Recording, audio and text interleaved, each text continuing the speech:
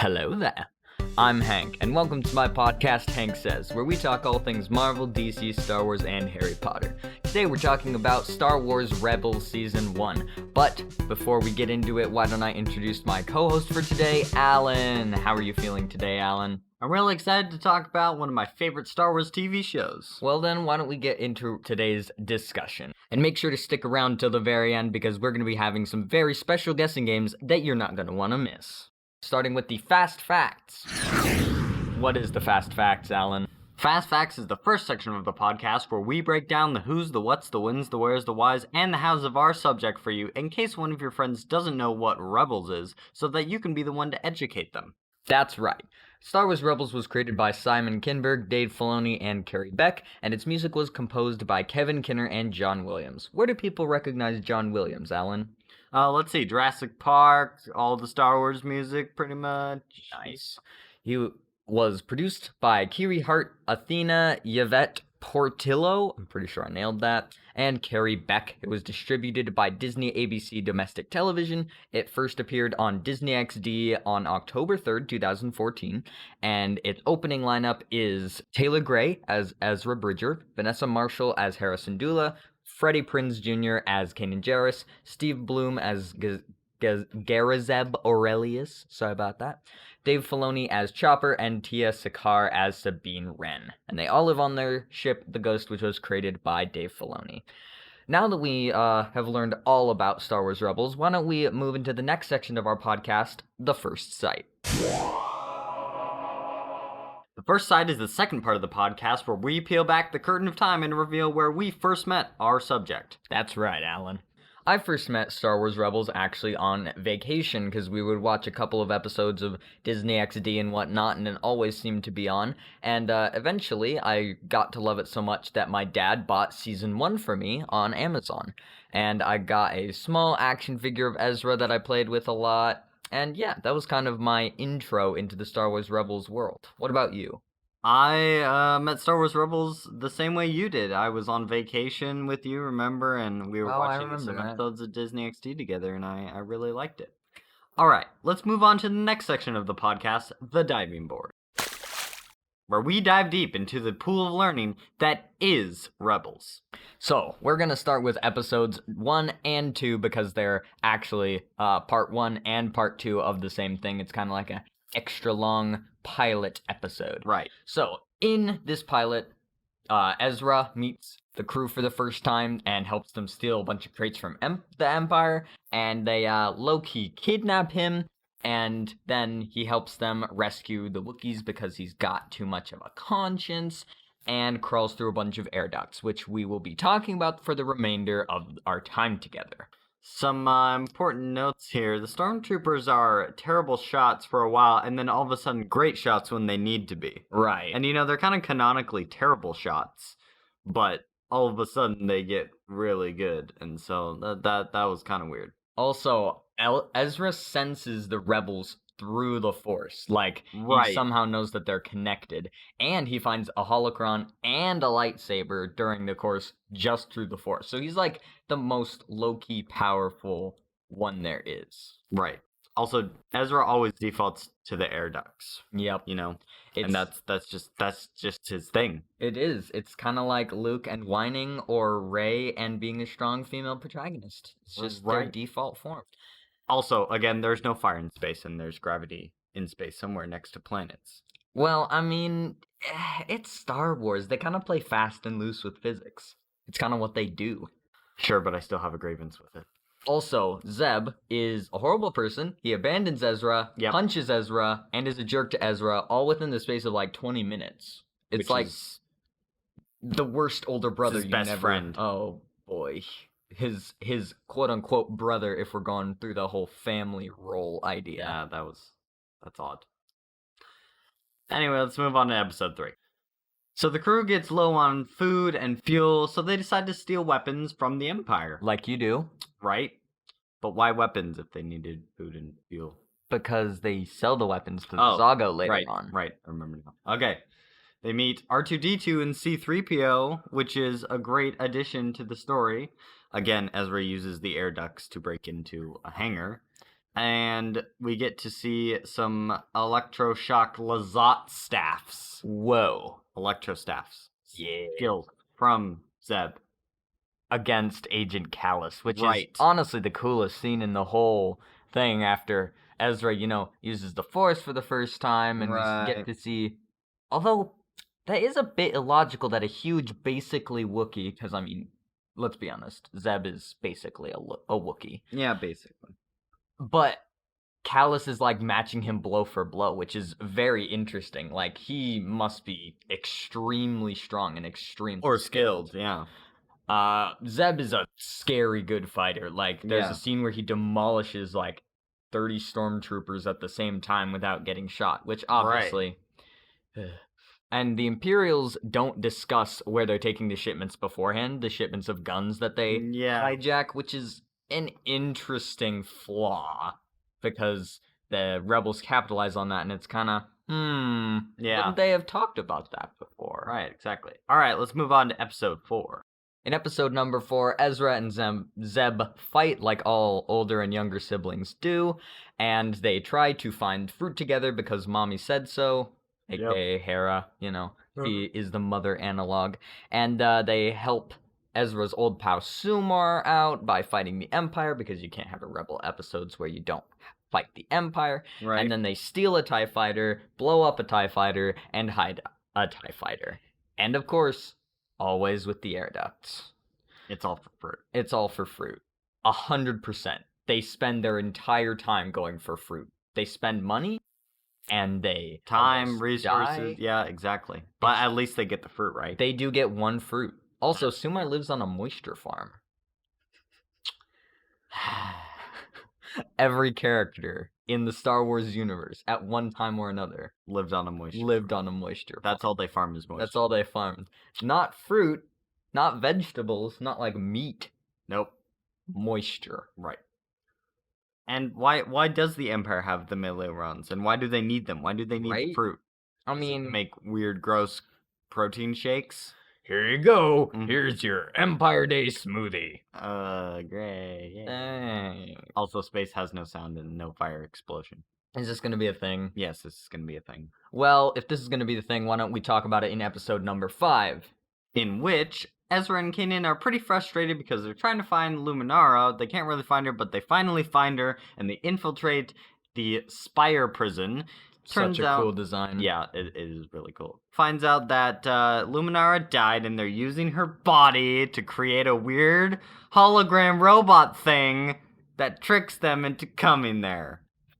She did that. It's not explained. Yeah, it's just weird. She just walks into a cube and is not seen again, and the Inquisitor, who shows up, is all like, "Ooh, now her body serves the Empire." Yeah, or bones. Yeah, it's gross. Okay, so they fight the Empire, and then they get to escape, like always. And Ezra uses the air ducts again. Oh, boy. Yep. Him and the air ducts. I bet he bumps into Bruce Willis all the time up there. You know what I bet? What? I bet he, Ethan Hunt, and Bruce Willis all have, all just, keep bumping into each other. I want to see fan art of that. No.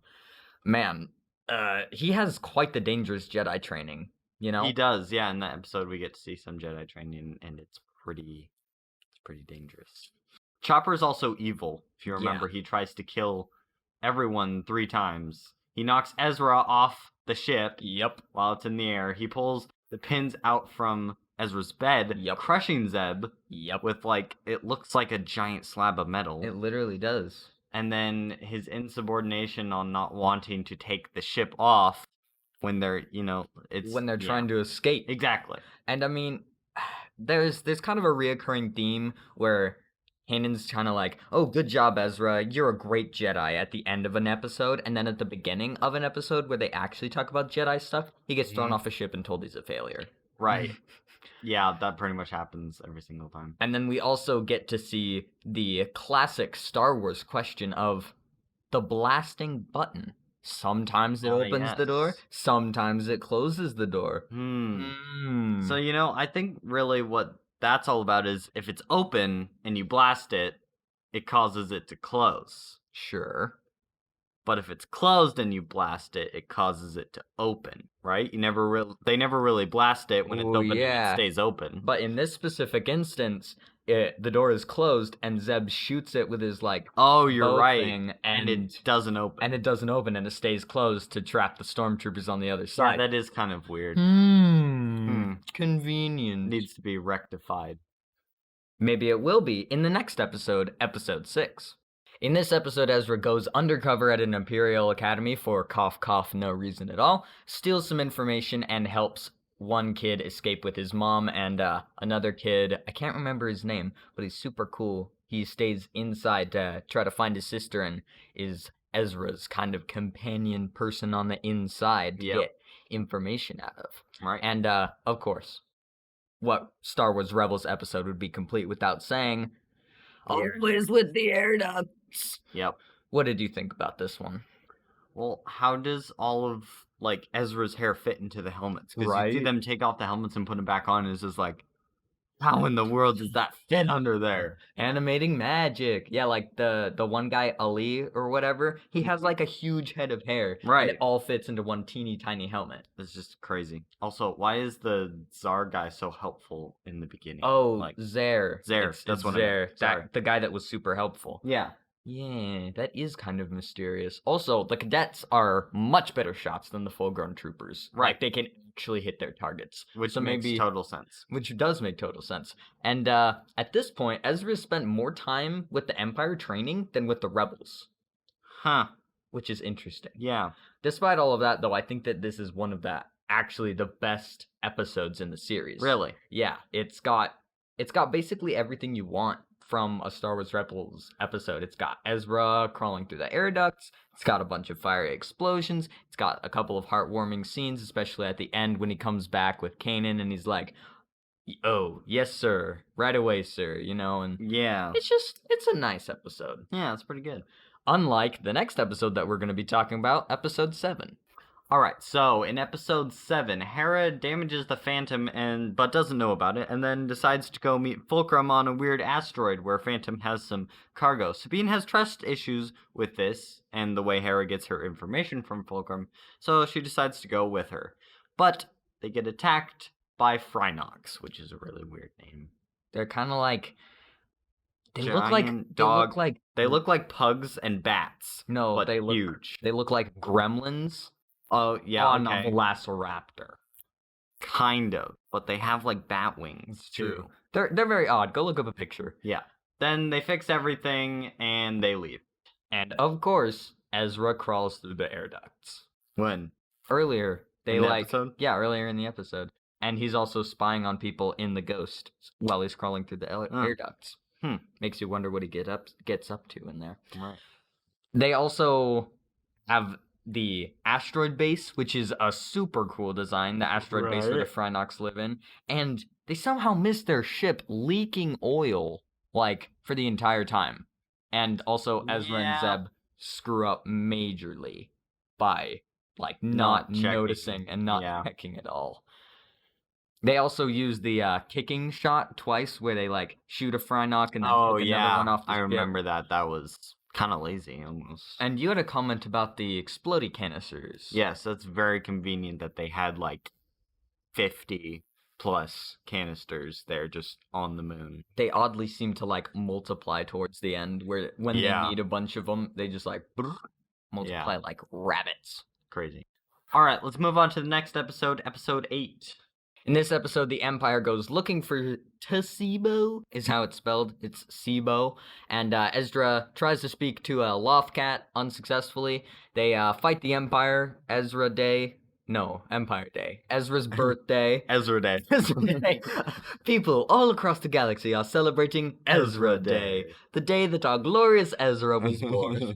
And then there's this one scene where Kanan is pretending to be all patriotic, and he's like, Empire Day, except when it's Ezra Day. Ezra Day, yeah! All hail our glorious Ezra! That'd be pretty great. That would be awesome. And then towards the end, Tasibo, that's what I'm going to call him, knows where Ezra's parents are and reveals such information. Dun-dun. And Ezra crawls through air ducts. honestly, the Imperial Parade for Empire Day, aka Ezra Day, is super lame. It's kind of... It's like 3 millipedes and 2 walkers. Millipedes? Potato bugs. Yep. They are overpowered. Roly-polies. Roly-polies. Yes, the roly-poly transports are so overpowered. They are really. They can just run over everything. Also, instead of talking to the Loftcat at the beginning, Ezra wants to kill the Loftcat. Yes, he's like, give me your lightsaber, Kanan. I'm gonna finish this cat off. That's a great way to solve your problems. Instead of actually talking to someone, you just pull out your lightsaber. Jedi logic. Bum, bum, bum, bum, bum, bum, bum. Also, Sabine wants to explode Zeb with fireworks. Because she makes him hold the firework, which is like a detonator. Makes him hold it for way too long. And then he finally throws it and then it explodes. What is it with all of the Rebels characters trying to murder each other? Yeah, it's a little... It's mostly Chopper, but sometimes it's other characters too. It's just weird. Speaking of murder, why don't we talk about episode number 9? Alright, so Kanan and Ezra have to run away from the Empire because apparently the Inquisitor can sense them through the Force, and they run away to the moon that Hera and Sabine were on, where they got attacked by the Phrynox. Kanan and Ezra try to talk to the Phrynox successfully. And they basically have a Phrynox army now. And then the Inquisitor and a bunch of stormtroopers come, and they have a big fight. And eventually, after Ezra kind of has a little bit of a dark side Force moment there, they finally win and get to leave. After summoning who? Oh, yes. The almighty Phrynox Grandpa. Yes. The almighty Phrynox. That's what it says. That's there. What it says right there in our show notes. Yep. The almighty Phrynox Grandpa is the Phrynox that Ezra summons to go and get the Inquisitor. Inquisitor chops off its hand, but it does allow Ezra and Kanan to escape. Yeah.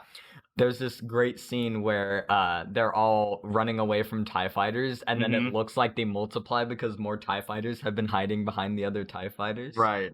And you know how Obi-Wan in number 4 goes, "Oh, we must get out of here before they're back in greater numbers." Yeah. So it's like he's in the pod with them, and he looks back. Oh no, they're back and in greater numbers.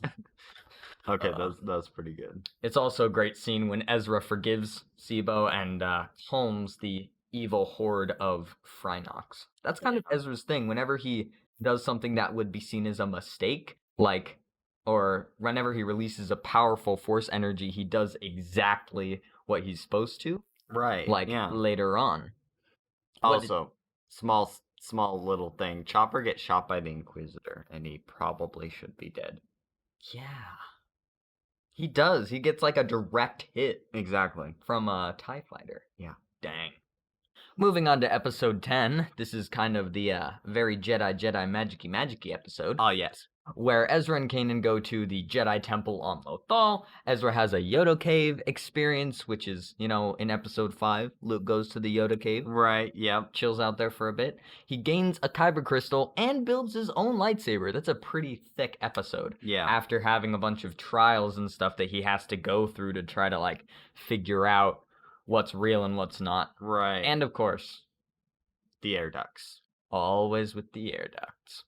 This episode is a perfect example of why Ezra is being constantly affirmed and denied as a Jedi. Kanan's like, "Congratulations, kid, you are a Jedi." And then at the beginning of this episode, he's like, "Now we need to figure out if you truly will be a Jedi." And it's like, come on, man. Stop slapping down the ball after you teach me how to shoot the ball. Yeah, exactly. It's also cool that Yo-Yo gets to be his mentor. Yeah, kind of the guide that guides him through the cave. Yeah, that was pretty cool. Nice. I also didn't know why, they chose blue instead of green or even purple. He does get green later in the series. Right. But, I feel like maybe it should have been purple, because how purple is kind of like a mix between dark side and light side, or more toward the dark side, like Mace Windu kind of, Yes. I don't know, I almost thought that should be it. It also seems like Kanan is saying, let the past die, like Kylo Ren said in... Oh, yeah. Was it episode 8? Episode 8, that's what it was. Episode 8. It just kind of seems... No! You're still holding on! Let go. Let go! Alright, let's move on to number 11.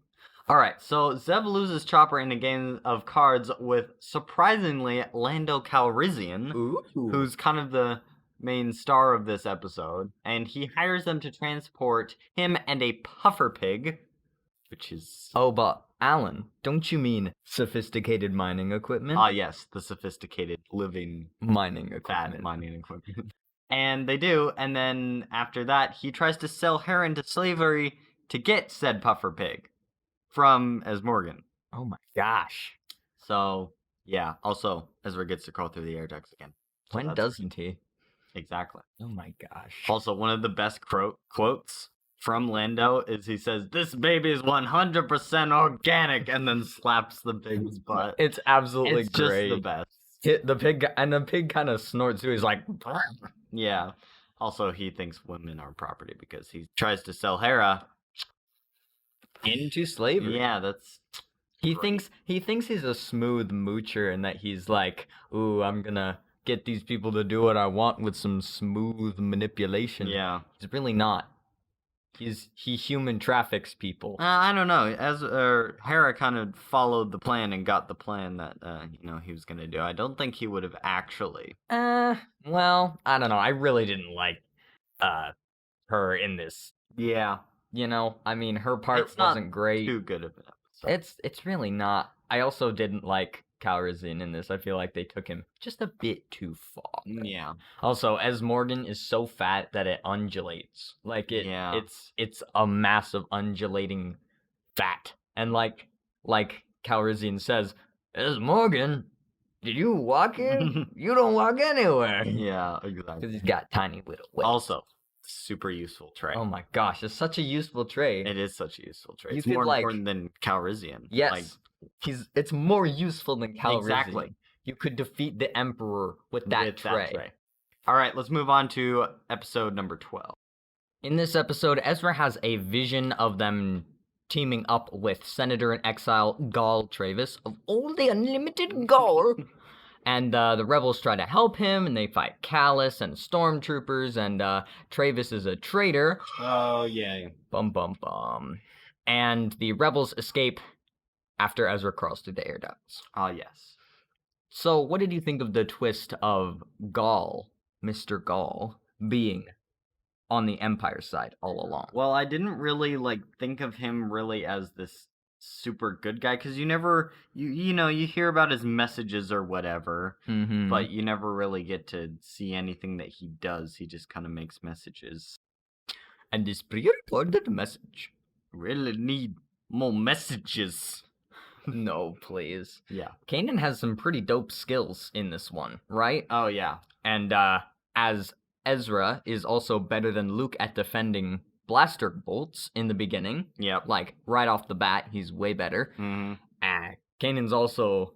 These are a couple of direct quotes. So okay. Kanan's like, "Trust your feelings, Ezra." And also Kanan, "Don't take it literally, Ezra."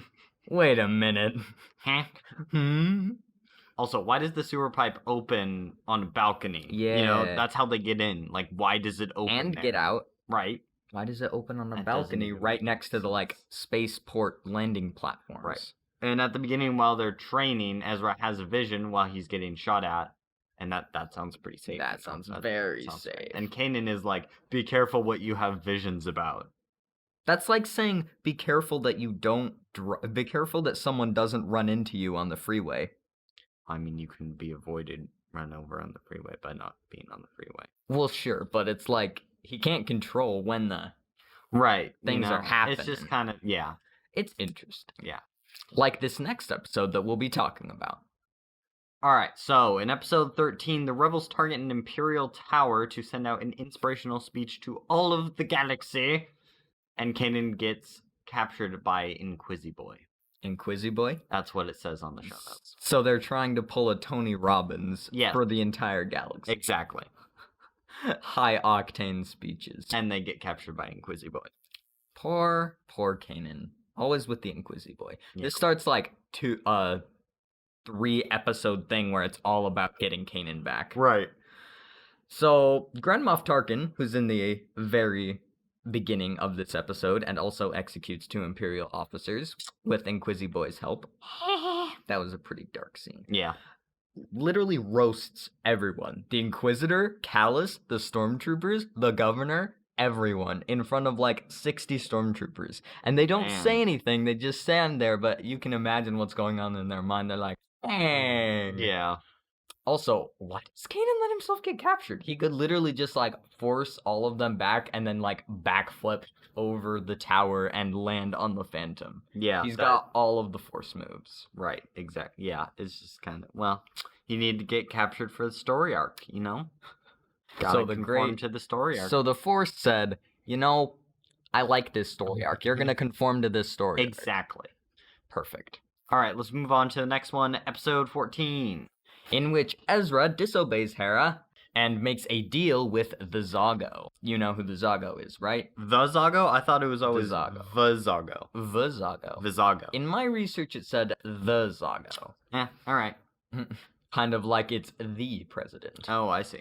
And they infiltrate the Empire with Chopper because they exploit their one weakness of using Imperial droid couriers. And they find out that Kanan's going to what planet? Mustafar. The place where Jedi go to die. It's over, Anakin. I have the high ground. Well, yeah, I mean, he technically died there. It's over, Kanan. I have the high ground. Anyway. Sorry. What did you think of this one? What did you find interesting? Well, I really think that the ATSTs, or all-terrain scout transports, big brain. Yeah, big brain. Are overused in this series a lot. They're just kind of almost in every single episode, and either attacked or it's attacking them. It's just kind of overused. And why does the Inquisitor not have Sith lightning? You know, I mean, you know, not everybody has Sith lightning, but a lot of people have Sith lightning. Right. And if you're gonna be a Sith, why not use the lightning? Right. Exactly. What? Yeah. Why is the new Imperial droid, you know, the one that they kidnap? Right. Why is he so helpful? He's like, it doesn't even. And how does he survive the fall from orbit? From lit orbit? I don't think it's orbit. It's just upper atmosphere. But still, that's still a long way to fall. He would probably fall and explode, which is great. I mean, it would fit with the vibe of Rebels. Right. And of course, everyone's willing to sacrifice Chopper. No questions asked. I mean, he did murder them. They're all like, yeah, let's send him into the Empire. No problem. Paint him like this. Bye. All right, let's move on to the last episode, episode 15. In this episode, Kanan is tortured by the Inquisitor. Rebels come to rescue him using an EMP on the destroyer. Ezra manages to break Kanan out of his cell, and then they battle and kill the Inquisitor, but not before Ezra gets scarred in the face by the Inquisitor. Oof. Yeah, and then the whole ship explodes, which is awesome. Yeah. But of course there's no explosions in space. Star Wars, why do you do this to us? Yes. Also, Fulcrum, we get to find out, is Ahsoka Tano. What? And then there's the air ducts. We're getting a lot of Ahsoka Tano recently. We are. We're getting the final season of Clone Wars. We're getting season 2 of The Mandalorian, which has Ahsoka in it. Yet. At the time of this recording. I guess that dates this podcast. But, yeah, we're getting a lot of Ahsoka Tano. And, I mean, hey, I'm here for it. Also, say it with me. Always with the... You didn't say it with me. No, always say with the it with me. Always... Also, Ezra puts his hand on lightsaber burned metal. He literally cuts through a wall and then touches it with his hands and is like, oh, ow, that hurt a little bit. No. No. His hand would get burned off. Goodbye. Gone, Ezra. Goodbye. And he's fine. Yeah. He's just fine. Laws of physics and heat do not apply in this. He is all the Jedi. Of course. They also send in Sabine's present, which is pretty cool. The painted TIE fighter that they stole and hid. And the Stormtrooper is all like, I heart presents. And then he explodes. Yeah. So Kanan is tortured, right? And then 10 seconds after, he's dueling with the Inquisitor. Right, he also gets electrocuted when he's tortured. Yeah, right. That doesn't even make any sense. He'd be like a puddle of jello by now. Puddle of jello. I actually really like it. Puddle of jello? I actually really like jello. Oh. Don't hate Kanan flavored jello. Kanan flavored jello. Just, you're looking through the flavors. Kanan jelly. Lime, lemon, Kanan. Yum. So good. Also, the Inquisitor can't sense that Ezra's on the ship. Like, he can follow Kanan and Ezra's force scent through hyperspace. Yeah. And yet he can't sense that Ezra is on a ship orbiting. There's just a lot of inconsistency there. Well, you know what's not inconsistent? The next section of our podcast, the shameless plugs. Alright, now that we're done with the diving board, the shameless plugs is the section of the podcast where we shamelessly self-promote our podcast and everything to do with it. That's exactly right. Getting started, if you'd like to make a suggestion of a topic we discuss or an episode we make, go ahead and email it to hanksayzpodcast@gmail.com. That's HANKSAYZPODCAST@gmail.com. Just a side note, the H, the S, and the P are all capitalized. I'm not sure it matters, actually. Really? In Gmails. But we would love to hear from you, and please message us over there. It really helps out the podcast. Also, to find a resource hub, just visit anchor.fm/Hank-Sayz. That's capital ANCHOR.FM/HANK-SAYZ. Wow. That's quite the URL. Yes. And if you don't want to use Anchor, you can find us by searching Hank Sayz, HANK, space SAYZ, on what websites, Alan? You can search it on Breaker, Google Podcasts, Pocket Cast, Radio Republic, and Spotify. Also, subscribe to our YouTube channel if you'd prefer to listen to our episodes over there or don't have access to something like, say, Spotify. Alright, now that we're done with the shameless plugs, let's move on to the next section of the podcast, the guessing games. Boing! Yes, the guessing games is the last section of the podcast where we make sure you stick through all of our plugs to hear us play some guessing games. As I promised at the beginning of the episode, this is going to be quite the guessing game. What's our game today, Hank? Well, today's game is titled The Third Edition of Hidden History. Alan, today it is your challenge to try and recollect some of the key moments, some may say the best moments, in Rebels history. Do you think you can handle it? Bring it on, Buckethead. It's actually a really good impression. I'm surprised. Oh, thank you. All right, your first question is, what are the names of Ezra's parents? Oh boy. Okay. Let's see here. Mira. That's correct. That's okay. That's I can't remember the name of the father. Yeah, I give up. I don't remember the father. It's Ephraim and Maria Bridger. Okay. Yes. I got halfway there. You got halfway there. I'll give you 0.5 for that. Okay. Your question is, next, how many languages is C-3PO fluent in? You have three choices. 6 million, 12 million, or 8 million. Oh, that's easy. Over 6 million forms of communication? Yes. Communication. Yes, communication. That is actually correct. Yes, good job. Thank you. Your third question is, what planet is Zeb Aurelius from? Terra Prime. That is incorrect. Oh. You have three guesses. 3 guesses for this? Okay. Well, this isn't even in the first season. I haven't seen the other seasons in a while. Let's see here. You know what? Yeah, I have no idea. He's a Lasat, if that's any right. hint. Lasat. Oh wait, they do say the world on. It was on. Lasaterra. No, it's actually on Lasan. Dang nabbit. I was so close. you overcomplicated it. I know. Yourself there. All right, so your fourth question is, and this is a question for all of the viewers as well. What day in real life is Wookiee Life Day? Wait, there's an actual day? There's an actual day. Everyone's favorite Star Wars Christmas special. The Wookiee Life Day Christmas special. What day is it in real life? Is it somewhere near, like, Christmas? It's near. Is it in, like, October? No. November? Yes. No, it's in November? Yep. I'm just gonna guess November 12th. No, it's 5 days after. It's November 17th. Oh. November 17th is a Wookiee Life Day. Wow, that's crazy. So, your final score is 1.5 points. Yeah, that's kind of an all-time low. You'll get him next time, champ. I'm sure. That was lots of fun, but it looks like it's about time to end the podcast for today. Thank you all so much for tuning into Hank Sayz, where we talk everything Marvel, DC, Star Wars, and Harry Potter. We hope you've enjoyed, and we'll see you next time. Alan, why don't you close out the podcast with the most Star Wars Rebels-esque goodbye possible?